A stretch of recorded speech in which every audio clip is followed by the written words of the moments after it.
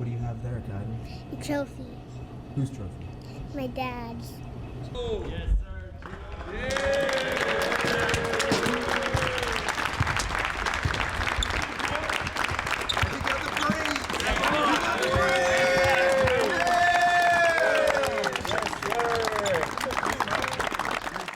What's up, everybody? It's Coach JB, and today we are breaking down the league's most improved player in Julius Randle. Now, before we get into today's breakdown, please don't forget you can save this video for later and share it with a friend so this way they're learning as well. Too quickly, partner, but he's one of those guys who can do it all for him. Getting into our breakdown, we can see that his league rank has gone up in 3 different categories: isolation, spot up, and in the pick and roll. And this really shouldn't come as a surprise, as he put in a ton of work this offseason with HoopStudy friend Tyler Relf, whether that was getting shots up or not using any excuses and putting in work virtually during this pandemic. Checking out how the Knicks utilized them this year, you can see that there was an increase in isolation and his league rank went up in that. And we're going to check out the different actions that they used to put him into isolation scenarios. Now, I looked at his last 20 possessions, and 50% of the time he was just off the ball in an isolated area already. 4 times they had him isolated in the mid post. A couple of times they used a dribble handoff, and then there was a bunch of other things that they did as well that really had no correlation. And if we look at his overall possessions for the year, you can see that isolation was pretty much the top category, followed up closely by a spot up, and we're going to get into this later into the breakdown as well. Looking into when he was isolated, you can see it's just when he's off the ball, and a lot of the times he liked to use his body on smaller defenders and get downhill. We see it in a couple of different clips. Again, has him posted up on the outside. There's no rules to where you can post up. You can post up anywhere, and then again creates that contact and finishes at the rim. This is a great tactic for him to use because he is a big, but he is skilled at the same exact time.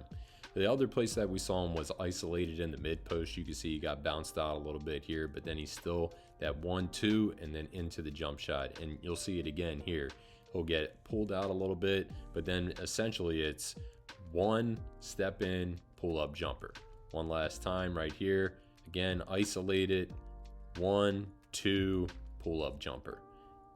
Now, while having a bag is important in the NBA, it's also important to make sure that you're playing to your skill set. And keeping it simple was something that really helped out Julius Randle this year. You can see here he's just using a jab, and then it's going to be a 1 dribble, pull up jumper. And this is something that he excelled at. This year we saw an improvement of 32% in his league ranking. That's drastic. That shows huge improvement. And the other category where he improved in was catch and shoot jumpers. The catch and shoot jump shot was actually more efficient for him than anything else, even though he shot less of them. So a trend that we've seen in these Film Study Fridays is that it's not about having a huge bag of tricks, it's about utilizing the skills that you excel at. Now, if you're wanting to work on isolation shooting, let's check out this drill from one of our HoopStudy academies with Coach DJ Sackmann.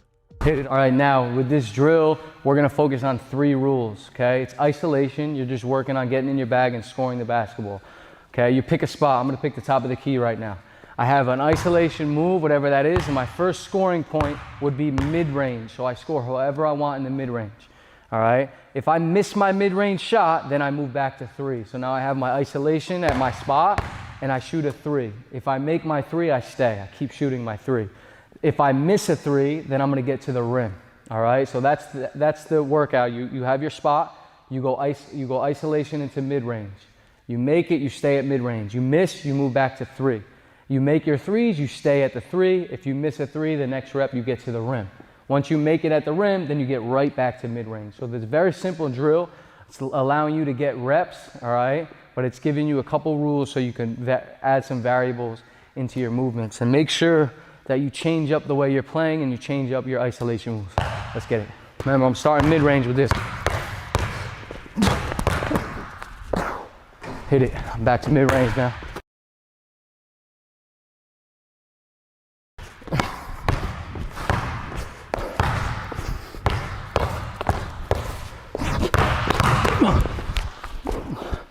Missed it. Now I got 3s.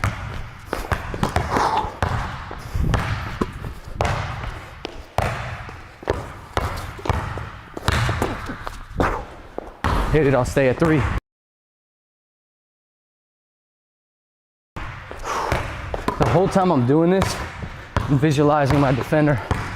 I'm using my imagination. Missed that. Now I gotta get to the rim.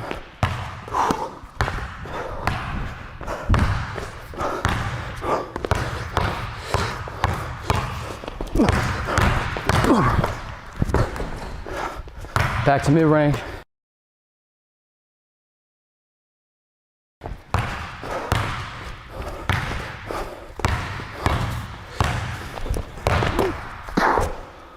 Hit it. Now, I stay at mid-range. Stay at mid-range. If I'm making my shot, then I move back to 3. So it's a very simple drill, but it's solid because it's gonna get you real reps. It's gonna let you use your imagination, and it's gonna give you some freedom to work out and get in your bag. Get to work.